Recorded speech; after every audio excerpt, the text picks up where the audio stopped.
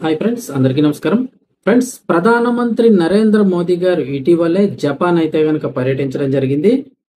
ఆ దేశ ప్రధాని షిగేరు ఇషిబాతో అయితే గనక సమావేశమయ్యారు. అలాగే ద్వైపాక్షిక సమావేశాల్లో కూడా పాల్గొనడం జరిగింది. అంతేకాకుండా అక్కడ బుల్లెట్ ట్రైన్లు అవి కూడా ఆ ప్రాజెక్ట్ అవి కూడా పరిశీలించారు.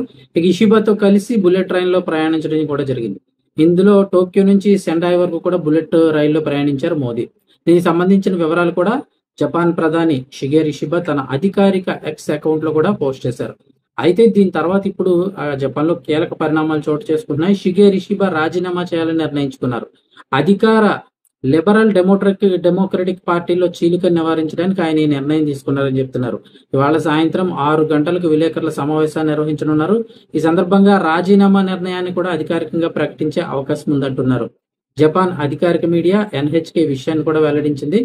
పార్టీ నాయకత్వ ఎన్నికలను ముందుగానే నిర్వహించాలా వద్దా అనే విషయంపై అధికారిక ప్రకటన వెలువడడానికి ఒక రోజు ముందే ఇషిబా తన రాజీనామా నిర్ణయాన్ని వెల్లడించడానికి ఇప్పుడు ప్రాధాన్యత సంతరించుకుందంటున్నారు.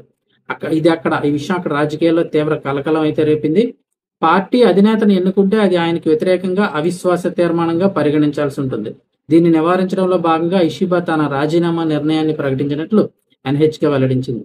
ఇక జూలైలో జపాన్ పార్లమెంట్ కి జరిగిన ఎన్నికల్లో లిబరల్ డెమోక్రటిక్ పార్టీ ఘోర పరాజయానికి బాధ్యత వహించాలని కూడా ఇషిబాపై ఒత్తిడి పెరుగుతోంది.